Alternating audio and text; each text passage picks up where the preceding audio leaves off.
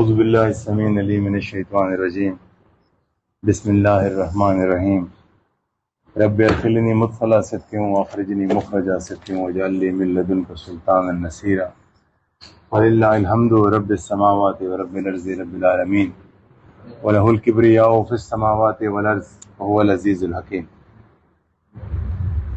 سورہ آل عمران۔ دروازہ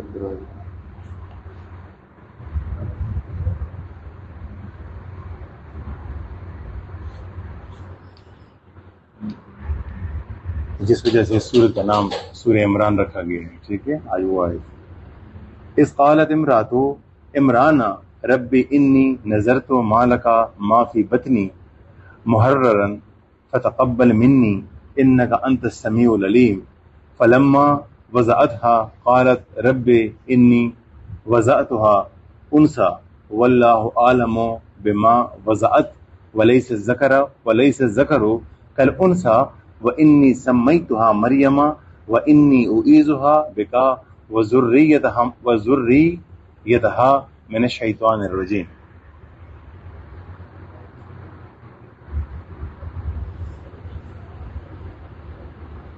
چنانچہ اللہ کے دعا سننے کا وہ واقعہ یاد کرو، اللہ کے دعا سننے کا وہ واقعہ یاد کرو جب عمران کی بیوی نے کہا تھا، یا رب میں نے نظر مانی ہے کہ میرے پیٹ میں جو بچہ ہے میں اسے ہر کام سے آزاد کر کے تیرے لیے وقف رکھوں گی، میری اس نظر کو قبول فرما۔ ایک چیز یہاں پہ یہ یاد رکھیے گا دعا کی، دوسری یہ یاد رکھیے گا کہ میں اس کو دنیا کے ہر معاملات سے آزاد کرتی ہوں، یعنی اس کو زہد کے رستے پہ ڈالوں گی۔ وہ اسباب، وسائل، دنیا اور مخلوق کی ہر قسم کی رغبت سے بے رغبت اختیار کرے گا، اجتناب کرے گا، دنیا سے اجتناب کرے گا، آخرت کی طرف مائل ہوگا، تیری طرف رجوع کرنے والا ہوگا۔ یہ انہوں نے دعا کے اندر مانگا، ٹھیک ہے۔ میری اس نظر کو قبول فرما، یعنی میں یہ نظر مانتی ہوں، منت مانتی ہوں، بے شک تو سننے والا ہر چیز کا علم رکھتا ہے۔ پھر جب ان سے لڑکی پیدا ہوئی تو وہ حسرت سے کہنے لگی، یا رب یہ تو مجھ سے لڑکی پیدا ہو گئی ہے، حالانکہ اللہ کو خوب علم تھا کہ ان کے یہاں کیا پیدا ہوا ہے۔ یعنی وہ اللہ کو بتانا چاہتی ہے، ظاہر ہے بچہ تو اللہ نے دیا ہے، اللہ کہتے ہیں مجھ سے بہتر کون، وضاحت میں نے وضع کیا، مجھ سے بہتر کون جانتا ہے کہ میں نے لڑکا دیا کہ لڑکی دی، ٹھیک ہے۔ اور لڑکا لڑکی جیسا نہیں ہوتا، میں نے اس کا نام مریم رکھ دیا ہے، اور میں اسے اور اس کی اولاد کو شیطان مردود سے حفاظت کے لیے آپ کی پناہ میں دیتے۔ دیکھیں جس نے دعا کی پیغمبر نہیں ہے، عام خاتون ہے، ٹھیک ہے۔ اور عمران جو ہیں ان کے ہسبینڈ، جو مریم علیہ السلام کے والد ہیں، وہ بھی ان کے بارے میں بھی کوئی وہ نہیں کہ پیغمبر ہیں، کوئی قرآن ثبوت نہیں دیتا ان کے بارے میں، ٹھیک ہے۔ لیکن جب دعا کی تو اللہ نے دعا سنی کس طرح؟ اللہ نے بیٹی عطا کی، انہوں نے ہوا اس طرح کہ یہ بانجھ تھی، ان کے یہاں بچے نہیں تھے، ان کا نام تھا ہنا، ہے نون ہے، ٹھیک ہے، حلوے والی ہے اور پھر وہ دوسری والی ہے۔ ان کا نام ہنا تھا، عمران ان کا شوہر کا نام تھا۔ یہ بانجھ تھی، ان کی اولاد نہیں ہوتی تھی۔ انہوں نے ایک دفعہ دیکھا یہ بیٹھی ہوئی تھی گھر میں، تو ایک پرندہ اپنے بچے کو چونچ میں کھانا کھلا رہا تھا، تو ان کو بڑی حسرت ہوئی کہ میری بھی اولاد ہوتی، میں بھی کھلاتی پلاتی۔ انہوں نے اللہ سے دعا کی کہ اللہ مجھے اولاد عطا فرما، ٹھیک ہے، اور میں تیرے رستے میں اس کو وقف کروں گی، اس کو دنیا سے اجتناب عطا کروں گی، وہ دنیا سے بے رغبتی کرے گا، وہ زہد میں ہوگا، اس کو سوائے تیری ذات کے دنیا کی کسی چیز سے نہ محبت ہوگی، نہ اس کے دل کو کوئی سکون، اطمینان یا چین ملے گا ماں سوائے اپنی رب کی قربت کے۔ یہ اس کا طریقہ کار ہوگا، اللہ تو مجھے عطا فرما۔ اس نے نظر مانی، اللہ نے بیٹی دے دی۔ جب بیٹی دی تو یہ بڑی پریشان ہوئی کہ یا اللہ یہ تو مسجد اقصیٰ کی خدمت اس طرح نہیں کر پائے گی جس طریقے سے بیٹا لڑکا کرتا، ٹھیک ہے، تو مجھے لڑکا دیتا تو وہ بہتر طریقے سے میں نظر اپنی قبول کر میں تیرے اللہ کے راستے میں دیتی۔ خیر اللہ کو پتا تھا کہ بیٹا دیا کہ بیٹا دی، پھر اس بیٹی کو اللہ نے وہ عزت عطا فرمائی۔ میں اس دن بھی قرآن کی تلاوت وہ کر چکا ہوں کہ وَمَرْيَمَ ابْنَتَا عِمْرَانَ الَّتِي أَحْسَنَتْ فرجہا فنفخنا فیہ من روحنا وصدقت بکلمات ربہا وکتبہ وکانت من القانتین، کہ ہم نے مریم کو پھر کیا اس کی پاکیزگی کی وجہ سے اللہ نے کہا کہ میں نے اس کو اس کی جو عمران کی بیٹی مریم ہے، پوری اللہ نے تسلی کرائی ہے کہ جو عمران کی بیٹی مریم ہے، یعنی حنہ کی بیٹی اور عمران کی بیٹی، اللہ کہتا ہے کہ اس نے اپنی شرمگاہ کی اتنی حفاظت کی اس مسجد اقصی میں عورت اور خوبصورت عورت ہونے کے باوجود، اور تہمت بھی لگی، اتنی حفاظت کی کہ میں نے اس کے اندر اپنی طرف سے روح پھونک دی، روح پھونکی، اور اس نے نہ صرف میرے کلمات کی حفاظت کی بلکہ ان تمام کتب کی بھی حفاظت کی جو اس سے پہلے اللہ نے نازل فرمائے، ٹھیک ہے، اور اللہ نے کہا کہ وہ فرما برداروں اور تابعداروں میں سے تھی۔ کس وجہ سے؟ کہ اللہ نے اس کی ماں کی دعا قبول کی، حنہ کی دعا قبول ہوئی، نہ صرف اس کے لیے قبول ہوئی بلکہ یہاں پہ وہ کہہ رہی ہے، اللہ تعالیٰ فرما رہا ہے کہ اس کی بیٹی اس نے وہ دعا اس طرح کی، اللہ کے میری اس اولاد جو میرے بطن میں ہے، جو میرے پیٹ میں ہے، اس کو شیطان کی شر سے محفوظ رکھنا، بلکہ اس کی ذریت کو بھی، ذریت کیسے کہتے ہیں؟ نسل کو، اس سے پھر کیا نسل پیدا ہوئی؟ ظاہر عیسیٰ علیہ السلام کی شادی تو ہوئی نہیں، تو مریم علیہ السلام کی شادی نہیں ہوئی، ان سے اللہ نے بیٹا پیدا کیا، اور وہ کہانی آگے حضرت عیسیٰ علیہ السلام پہ ختم ہوئی، کیونکہ انہوں نے آگے شادی کی نہیں تو اولاد کا سوال پیدا نہیں ہوتا۔ اب جب وہ دنیا میں دوبارہ آئیں گے آسمان سے، پھر ان کی شادی بھی ہوگی اور بچے بھی ہوں گے انشاءاللہ، ٹھیک ہے۔ تو وہ جب انہوں نے شادی، حضرت عیسیٰ علیہ السلام پیدا ہوئے، عیسیٰ علیہ السلام واحد نبی ہیں، ٹھیک ہے، رسول کریم صلی اللہ علیہ وسلم کا فرمان مبارک ہے، کہتے ہیں قیامت میں ہر پیغمبر کوئی نہ کوئی عذر کی وجہ سے پریشان ہوگا کہ میری اس عذر کی وجہ سے، اس لغزش کی وجہ سے پکڑ نہ ہو جائے، ماں سوائے عیسیٰ کے کوئی لغزش سرزد نہیں ہوئی پوری زندگی میں، اور فرما برداری کی اعلیٰ مثال قائم کی۔ کس وجہ سے؟ کہ ماں کی دعا کی وجہ سے، نانی کی دعا کی وجہ سے، کہ اللہ میری اور جو میرے پیٹ میں ہے وہ، اور جو اس سے پیدا ہوں گے، اس کی ذریت میں ہوں گے، ان کو اللہ شیطان کی شر سے میں اللہ نے اس لیول کا اجتناب عطا کی، اس لیول کی اللہ نے دعا سنی۔ پروفیسر صاحب کہتے ہیں بدبخت وہ ہے، گناہگار نہیں ہے بدبخت، بدبخت وہ ہے جو اپنے لیے ہاتھ اٹھانے میں بدبخت ہے۔ جو بندہ اپنے لیے دعا نہیں کرتا، اس دن میں مولانا وحی الدین صاحب کا ایک سپیچ سن رہا تھا، انہوں نے کہا کہ مطلب ان کی اپنی اوپینین یہ ہے، اس سے ظاہر اختلاف کوئی کر سکتا ہے، انہوں نے کہا کہ میری اپنی رائے یہ ہے کہ دعا صرف وہ قبول ہوتی ہے جو اپنے لیے خود مانگی جائے۔ لوگوں سے دعائیں کراؤ، ٹھیک ہے قبول ہوتی ہیں، آپ کسی کے ساتھ اچھا کام کرو، وہ آپ کے لیے دعا کرے، اللہ قبول کرتا ہے، لیکن کہتے ہیں کہ اتھینٹک دعائیں صرف وہی ہیں جو اپنے لیے خود کی جائے۔ اور پھر اللہ تعالیٰ دعا نہ مانگنے والے پہ اتنا سخت خفا ہوتا ہے، یعنی عبادت کے بعد اگر آپ دعا نہیں مانگتے ہیں تو آپ تکبر کرتے ہیں، ٹھیک ہے، آپ تکبر کے شکار ہوتے ہیں۔ اللہ کہتا ہے وَقَالَ رَبُّكُمُ ادْعُونِي أَسْتَجِبْ لَكُمْ إِنَّ الَّذِينَ يَسْتَكْبِرُونَ عَنْ عِبَادَتِي سَيَدْخُلُونَ جَهَنَّمَ دَاخِرِينَ۔ اللہ تعالیٰ کہتا ہے کہ اے میرے بندے مجھ سے مانگو، میں تمہیں دیتا ہوں، میں دعائیں قبول کرتا ہوں، اور وہ لوگ جو بوجہ تکبر اپنی بندگی نہیں کرتے اور مجھ سے مانگتے نہیں ہیں، میں قیامت ان کو بعد میں عنقریب ان کو ذلیل کرنے والا عذاب دوں۔ اور پھر اب دیکھیں موسیٰ علیہ السلام کہتے ہیں سب سے بڑی دعا اگر کسی نے اپنے لیے اپنی نسل کے لیے مانگی ہے تو وہ موسیٰ علیہ السلام ہے کہ زندہ بھائی کے لیے نبوت مانگی۔ آپ سوچیں نا، ایک نبی رسول ہاتھ اٹھا رہے کہ اللہ میرے بھائی کو نبی بنا دے، کہ اس سے بڑی کوئی بات ہے؟ پھر اللہ قبول کرتا ہے، ٹھیک ہے۔ کیا ہے قاری صاحب وہ رب اشرح لی صدری ویسر لی امری واحلل عقدۃ من لسانی یفقہوا قولی، جب اللہ نے حکم دیا کہ جاؤ فرعون کے پاس اور اس کے دربار میں کھڑے ہو کے اللہ کی وحدانیت بیان کرو، بولے اے اللہ زبان میں لکنت ہے، بات نہیں کر پاتا صحیح طرح، میرے لیے آسانی فرما، میری زبان کی گرہیں کھول دے، میرا سینہ کشادہ کر دے، کھول دے۔ رب اشرح لی، سینے کا شرح صدر کیسے کہتے ہیں؟ سینے کا نور سے بھر جانا، کشادگی اور وسعت عطا ہونا، ٹھیک ہے، یہ اس کا میننگ ہے اور اس کا ترجمہ ہے۔ تو اللہ نے کہا کہ اب پھر آگے سے کیا کہتا ہے؟ رب اشرح لی صدری ویسر لی امری واحلل عقدۃ من لسانی یفقہوا قولی واجعل لی وزیرا من اہلی، ہارون اخشدد بھی ازری واشرکہ فی امری کئی نسبحک کثیرا ونذکرک کثیرا انک کنت بنا بصیرا قال قد اوتیت سؤلک یا موسیٰ. اللہ کے آخری الفاظ کہتے ہیں کہ اللہ میں پریشان ہوں، اکیلے ہوں، نہیں کر سکتا، آپ کو پتہ ہے میں مجبور ہوں، آپ کو میری حیثیت اور مقام کا پتہ ہے. وہ فرعون 300 سال کا بادشاہ، 300 سال ان کی نسل میں بادشاہی چل رہی ہے، میں کدھر. ٹھیک ہے، اللہ ایک کام کر دینا، اگر تم نے مجھ پہ اتنا بڑی ذمہ داری ڈال دی، مجھے میرا ایک وزیر عطا کر دینا جو میرے ساتھ اسسٹنس میں ہو، مددگار ہو. اور یا اللہ اگر یہ ہارون ہو جائے تو زیادہ اچھا ہے، میرے نسل میں سے، میرے گھر میں سے. ٹھیک ہے، ہوا کیا، اللہ اگر ایسا ہو جائے گا تو میں یہ کروں گا کہ میں اور میرے بھائی دونوں اکٹھے ہو جائیں گے، کثرت سے تیرا ذکر کریں گے، کثرت سے تیری تسبیح بیان کریں گے. بات بھی اللہ پہ ڈال دی. ٹھیک ہے، اللہ نے کہا اے موسیٰ تصدیق کر لو، تم نے جو مانگا تجھے دے دیا.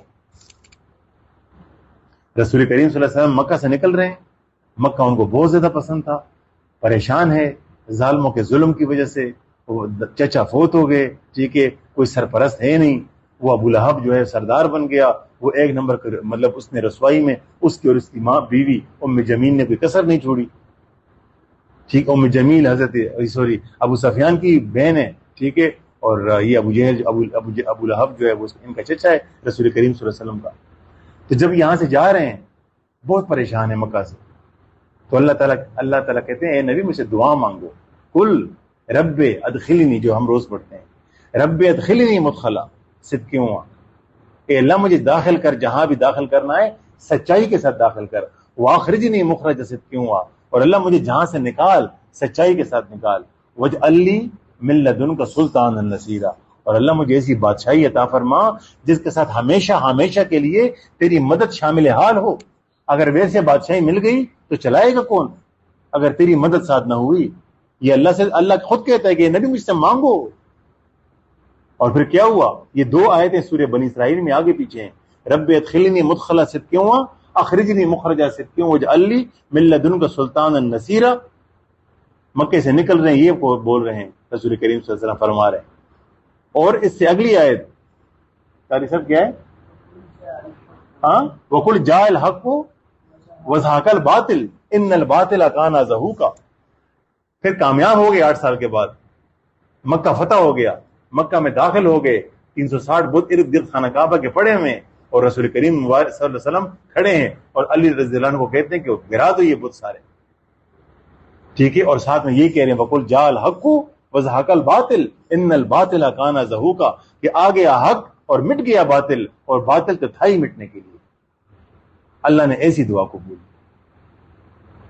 پھر آپ پورا قرآن یہ مطلب جہاں جہاں پہ بھی آپ کو نظر آئے گا نا، جہاں پہ اللہ نے کوئی بڑی بات کی ہے وہاں پہ اللہ نے قبولیت کا شرف عطا کیا ہے دعاؤں کو.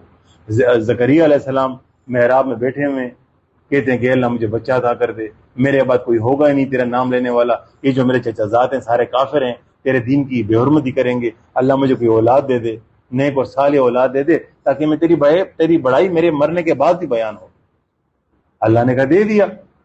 اب جب اللہ نے کہا دے دیا، زکریا علیہ السلام شک میں پڑ گئے، بولے اے اللہ میں 350 سال کا بندہ سوکھ کے لکڑی بنا ہوں اور ہوں بیوی بھی میری بانج، تو دے گا کس طرح؟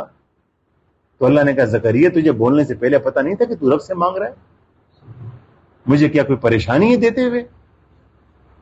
بیوی کو جا کے بولا کہ اس طرح، اچھا کہا کہ اللہ مجھے کوئی نشانی دکھا دے. پھر بھی مطلب پریشان نہ کہ کس طرح. اللہ نے کہا ٹھیک ہے، اب اس طرح ہے کہ تیری دعا اس طرح قبول ہو گئی کہ تم 3 دن بغیر اللہ کے ذکر کے اور کوئی بات نہیں کر سکو گے، اور اگر تم سے کوئی بات کرے تو اشارہ کیا کرو. بیوی کو جا کے کہا، بیوی نے خود کو پیٹنا شروع کر دیا کہ میں 250 سال کی عورت، میں کس طرح بچہ پیدا کروں گی، مجھ سے تو میرے میں کیپیبلٹی نہیں ہے، صلاحیت ہی ختم ہو گئی ہے. تو زکریا علیہ السلام نے کہا میں نے اللہ سے دعا کی، اللہ نے قبول کی، 3 دن کا روزہ ہے میرا بات کرنے کا، اور اللہ نے دے دیا. حضرت ابراہیم علیہ السلام، ان کے بارے میں یہ کہتے ہیں کہ قرآن میں باپ کا ذکر ہے، لیکن عربی میں عرب جو ہیں وہ باپ اور چچا دونوں کو ابا کے نام سے پکارتے ہیں. تو کہتے تفسیر میں زیادہ تر یہ ہے کہ حضرت ابراہیم علیہ السلام کے جنہوں نے پالا حضرت ابراہیم کو علیہ الصلوۃ والسلام کو، وہ ان کے والد نہیں تھے، ان کے چچا تھے. کیوں؟ یہ ایک بنیادی قانون ہے کہ کوئی بھی نبی کسی مشرک یا مرتد کے گھر میں بڑا نہیں ہو سکتا، اس کے ہاتھ کا نہیں کھا سکتا۔ اگر موسیٰ علیہ السلام فرعون کے گھر میں پیدا ہوئے ہیں تو اما آسیہ مسلمان ہوئی تھی، ٹھیک ہے؟ تو یہی ایک بڑی دلیل ہے حضرت ابو طالب کی کہ چونکہ رسول کریم صلی اللہ علیہ وسلم حضرت ابو طالب کے گھر میں بڑے ہوئے ہیں تو لہٰذا وہ مشرک نہیں ہو سکتے، کہ مشرک کا کھایا ہوا نبی نہیں کھا سکتا، کہ نبی پیدائشی طور پہ پاک ہوتا ہے۔ تو یہی ایک عذر پیش کرتے ہیں حضرت ابراہیم علیہ السلام کی کہ وہ ان کے والد نہیں تھے، ان کے چچا تھے جو بت بناتے تھے۔ تو جب وہاں سے نکلے، باپ بڑا سمجھایا اپنے چچا کو کہ نہیں کریں، یہ بت پرستی چھوڑ دیں۔ انہوں نے کہا کہ نکلتے ہو میرے گھر سے یا میں تیرے سر میں پتھر مار کے تجھے مار ڈالوں۔ اب وہاں سے نبی نہیں ہیں یہ اس وقت، ٹھیک ہے؟ وہاں سے نکلے، گاؤں والوں نے بھی نکال دیا، سب نے نکال دیا۔ اب رستے میں کیا بول رہے ہیں؟ وقالا انی ذاہب الی ربی سیہدین، بس میں تو اپنے رب کی طرف، میرے رب نے ایک طرف مائل ہوں، میں جا رہا ہوں، میرا رب میرا مددگار ہوگا۔ رب حب لی من الصالحین، اے اللہ میں اکیلے ہو گیا ہوں، بالکل کچھ بھی نہیں رہا میرے پاس، چچا نے چھوڑ دیا، گاؤں والوں نے چھوڑ دیا۔ رب حب لی من الصالحین، اے اللہ مجھے کوئی صالح بیٹا دے دے، اولاد دے دے۔ فبشرناہ بغلام حلیم، اللہ نے کہا صالح کو چھوڑ، تجھے حلیم عطا کیا، تجھے حلیم عطا کیا۔ فلما بلغا ما سایا قالا یا بنی انی ارا فی المنام انی اذبحک فانظر ماذا تری قالا یا ابت افعل ما تؤمر ستجدنی ان شاء اللہ من الصابرین۔ بیٹا بھی ایسا عطا ہوا، اسماعیل جو اسحاق علیہ السلام سے 13 سال بڑے ہیں، ایسا بیٹا اللہ نے عطا کیا۔ اللہ نے کہا صالحین کو چھوڑو فی الحال، تجھے میں نے حلیم عطا کیا، اور ایسا حلیم عطا کیا کہ جیسے چلنے لگا اپنے والد کے ساتھ تو اس چھوٹے سے بچے کو اللہ کے رسول فرما رہے ہیں کہ اے میرے بیٹے، میں خواب میں دیکھتا ہوں کہ میں تجھے ذبح کر رہا ہوں، اب تم بتاؤ تیرا کیا خیال ہے؟ وہ کہتے ہیں اے ابا، تجھے جو حکم ملا ہے وہ پورا کرو، اگر اللہ کو منظور ہوا انشاءاللہ تو مجھے تم صابرین میں سے پاؤ گے۔ اولاد بھی اللہ نے دی اور اس لیول کا بردبار دیا۔ پھر اللہ نے ان کی دعا رد نہیں کی، انہوں نے مانگا صالح لیکن اللہ نے دیا حلیم۔ لیکن پھر آگے اللہ کہتا ہے اسی آیتوں میں وبشرناہ باسحاق نبیا من الصالحین وبارکنا علی وعلی اسحاق من ذریتہما ومن ذریتہما محسن وظالم لنفسہ مبین، کہ میں نے تمہیں وہ تو حلیم تو دیا لیکن یہاں پہ اب میں صالح بھی دیتا ہوں۔ حضرت اسحاق نہ صرف صالح ہوگا بلکہ نبی بھی ہوگا، کس وجہ سے؟ دعا کی وجہ سے۔ تو دعا اللہ کی، دیکھیں جب آدم علیہ السلام، انسان کے اندر دو چیزیں ہیں، ہم پہلے بھی ڈسکس کر چکے ہیں، سب آخری بات کر، دو چیزیں انسان کے اندر ہیں جو اللہ نے بلٹ ان کیپیبلٹی انسان کے اندر رکھی ہے۔ وہ دو چیزیں کیا ہیں؟ ایک، انسان گناہ کرے گا، ہر صورت میں کرے گا، اگر انسان ہے تو، اگر فرشتہ ہے تو نہیں کرے گا۔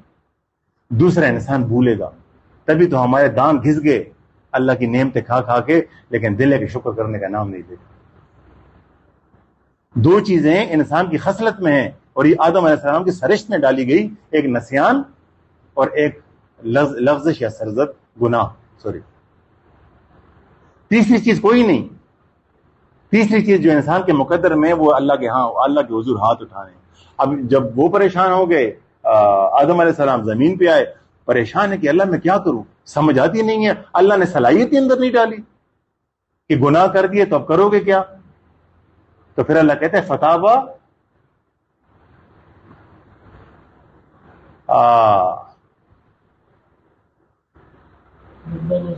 نہیں وہ بڑی خوبصورت آیت ہے۔ جب اللہ نے کہا نا کہ وَإِذْ قُلْنَا لِلْمَلَائِكَةِ اسْجُدُوا لِآدَمَ فَسَجَدُوا إِلَّا إِبْلِيسَ أَبَى وَاسْتَكْبَرَ وَكَانَ مِنَ الْكَافِرِينَ وَقُلْنَا يَا آدَمُ اسْكُنْ أَنْتَ وَزَوْجُكَ الْجَنَّةَ وَكُلَا مِنْهَا رَغَدًا حَيْثُ شِئْتُمَا وَلَا تَقْرَبَا هَٰذِهِ الشَّجَرَةَ فَتَكُونَا مِنَ الظَّالِمِينَ فَأَزَلَّهُمَا الشَّيْطَانُ عَنْهَا فَأَخْرَجَهُمَا مِمَّا كَانَا فِيهِ وَقُلْنَا اهْبِطُوا بَعْضُكُمْ لِبَعْضٍ عَدُوٌّ وَلَكُمْ فِي الْأَرْضِ مُسْتَقَرٌّ وَمَتَاعٌ إِلَىٰ حِينٍ فَتَلَقَّىٰ آدَمُ مِن رَّبِّهِ كَلِمَاتٍ فَتَابَ عَلَيْهِ إِنَّهُ هُوَ التَّوَّابُ الرَّحِيمُ۔ اللہ نے کہا نہیں سمجھ آ رہی تھی اس کو کہ اب کیا بولوں، میں نے اس کے اوپر القاء کیے الفاظ، میں نے اس کو کہا کہ بولو ربنا ظلمنا انفسنا وان لم تغفر لنا وترحمنا لنکونن من الخاسرین. میں نے یہ الفاظ القاء کیے اس کے اوپر انڈیلے ڈالے، تب جا کے سمجھ آئی حضرت آدم علیہ السلام کو. تو دعا کی، ربنا کیا، ربنا ظلمنا، اے اللہ میں گناہ کر چکا، اللہ تو گناہ سے پاک ہے، میں گناہ کر چکا ہوں، اگر تو نے معاف نہ کر دیا تو میں خسارے والوں میں شامل ہو گیا. حضرت یونس نے جب غلطی کی، مچھلی کے پیٹ میں ہیں. یہاں پہ بڑی خوبصورت بات ہے کہ جب مچھلی کے پیٹ میں، ایک اندھیرا مچھلی کے پیٹ کا، دوسرا دیکھیں جو سورج کی شعاعیں ہیں نا، یہ سمندر کے اندر 1 کلومیٹر تک جاتی ہیں. 1 کلومیٹر سے نیچے گپ اندھیرا ہے سمندر میں. سورج کی ظاہر ہے سورج کی کرنیں نہیں جاتی سمندر کے اندر، کوئی اپنا سورج تو ہے نہیں. سمندر میں 1 کلومیٹر نیچے گپ اندھیرا ہے. اس گپ اندھیرے میں اللہ مچھلیوں کو پال بھی رہا ہے، ان کو خوراک بھی دے رہا ہے، ان کی آہٹیں، ان کی آوازیں بھی سن رہا ہے، ٹھیک ہے، ان کی دعائیں اور پریشانیاں بھی دیکھ رہا ہے. جب یہ ایک مچھلی کے پیٹ کا اندھیرا اور دوسرا مچھلی جب سمندر کی تہ میں گئی وہ اندھیرا، اور یونس علیہ السلام پریشان حال کہ اللہ اب کیا کروں، غلطی تو ہو گئی، سزا بھی دے دی، اللہ بچوں گا کس طرح. تو ان کو ہلکی ہلکی آہٹ محسوس ہوئی، آواز سنائی دی، تو کہنے لگے یا اللہ یہ کیا ہے، یہ میں کدھر ہوں اور یہ آواز کہاں سے آ رہی ہے. اللہ نے کہا سمندر کے نیچے تمام مخلوقات میری تسبیح کر رہی ہے، تجھے جو آواز آ رہی ہے یہ ان کی ثنا ہے جو میری تسبیح، میری بڑائی بیان کر رہی ہے. بولے یا اللہ مجھے بھی کچھ عطا فرما. تو اللہ نے پھر دل میں لایا کہ لا الہ الا انت سبحانک انی کنت من الظالمین. مانگو اللہ سے کہ اللہ تو پاک ہے، تو غلطی نہیں کر سکا، میں غلطی کر گیا، مجھے معاف کر دے. ٹھیک ہے، تو اللہ نے عطا کر دیا، اللہ نے معاف کر دیا. تو یہ ہے کہ انسان اگر یہ کہے کہ میں گناہگار نہیں ہوں، کوئی بھی بندہ کتنا بھی بڑا ولی ہو، دیکھیں جہاں اللہ نے ان کو دیکھیں، حضرت یوسف علیہ السلام کو، وما ابرئ نفسی ان النفس لامارۃ بالسوء الا ما رحم ربی ان ربی غفور الرحیم. کون کہتا ہے کہ حضرت یوسف نفس کے شر سے بری ہو گیا؟ ارے نفس تو ہے ہی ذلیل و رسوا کر دینے والا. ہاں اگر جس کو اللہ چاہے وہ بڑا غفور الرحیم. تو یہ دعویٰ نبی رسول اولو العزم بھی نہیں کرتے کہ خدا نخواستہ ہم گناہوں سے پاک ہو جائیں گے یا ہم گناہ سرزد نہیں ہم سے ہو سکتا. بڑائی صرف ایک ذات کی بیان کرتے ہیں. ٹھیک ہے، تو انسان، دو چیزیں انسان کے لیے ہیں اگر وہ خود کو انسان اور اللہ کا بندہ اور رسول کریم صلی اللہ علیہ وسلم کا امتی سمجھتا ہے. ایک یہ کہ اللہ کبھی بھی اس کو بندگی کی نشانیوں سے محروم نہیں کرے گا، وہ ہمیشہ خود کو بندہ سمجھے گا، خود کو کوئی سپرسٹیشس نہیں سمجھے گا، کوئی سپر ہیومن نہیں سمجھے گا. کچھ لوگ کہتے ہیں نا اور جی ہم تو اب اللہ والے ہو گئے، ابھی ہمیں عبادت کی نعوذ باللہ ضرورت نہیں. ہر حال میں اللہ کی عبادتوں پر، ظاہری عبادات پر قائم رہنا، ہر صورت میں قائم رہنا ہے. باطنی عبادتیں، باطنی طہارت اللہ نے جتنی آپ کو نصیب کر دی وہ ہے، لیکن ظاہری عبادات، ظاہری شریعت کے احکامات کے اوپر پابندی کے ساتھ ڈٹے رہنا ہے. یہ بنیادی اصول ہے مسلمان کا. اور دوسری بات یہ کہ ہمیشہ شریعت محمدی کا پابند رہے گا. اگر کوئی بندہ یہ کہے کہ میں تو جی نکل گیا ہوں حساب کتاب سے، بایزید بستامی کہتے ہیں کہ ہم مغلوب الحال رہتے، ہم گم سم رہتے اللہ کی یاد میں، لیکن جب عبادت کا ٹائم آتا ہم اپنے حال پہ لوٹ آتے، عبادتیں کرتے ہیں، اللہ کو یاد کرتے، اللہ کے قانون کی پاسداری کرتے، اور پھر ڈوب جاتے اللہ کے ذکر میں. وما علینا الا البلاغ. اے اللہ ہمیں دین کو سمجھنے کی توفیق عطا فرما. میرے مولا ہر بڑائی کے لائق، ہر عزت کے لائق تو ہے میرے مولا. ہمیں عاجزی اور انکساری عطا فرما، صبر و تحمل عطا فرما. اللہ ہمیں برداشت عطا فرما. یا اللہ ہمیں اطاعت اور اخلاص عطا فرما، فرما برداری اور تابعداری عطا فرما. اے میرے مولا ہمیں دین کو سمجھنے کی توفیق عطا فرما. ہمیں اپنی معرفت، اپنی شناخت عطا فرما، اپنی پہچان عطا فرما، اپنی ہمسائیگی، اپنا قرب عطا فرما. اے اللہ ہمیں وہ ہر علم عطا فرما جو تیری شناخت کے لیے ضروری ہے، جو تیرے ذات کی رسائی تک ضروری ہے. اے اللہ ہمارے پاس یہ متاع فقیر ہے میرے مولا، ہمیں رسوا ہونے سے محفوظ فرما. ہمارے پاس سوائے اس کے اور کوئی چارہ نہیں میرے مولا کہ ہم تجھے پالیں، تیرے رسول کی غلامی اختیار کرنے. اے اللہ ہمارے لیے دنیا اور آخرت میں آسانی عطا فرما، قبر کے عذاب سے محفوظ فرما. جو لوگ قبر کے عذاب میں مبتلا ہیں میرے مولا، تجھے تیری عظمتوں کا، تیری بڑائی کا واسطہ، اللہ تیرے رحیم اور رحمان ہونے کا واسطہ، تیرے غفور اور رحیم ہونے کا واسطہ، اے اللہ ان سب کو معاف فرما، ان کی قبریں اپنے نور سے منور فرما، وصلی اللہ تعالی علی خیر خلقہ محمد و آلہ و اصحابہ اجمعین برحمتک یا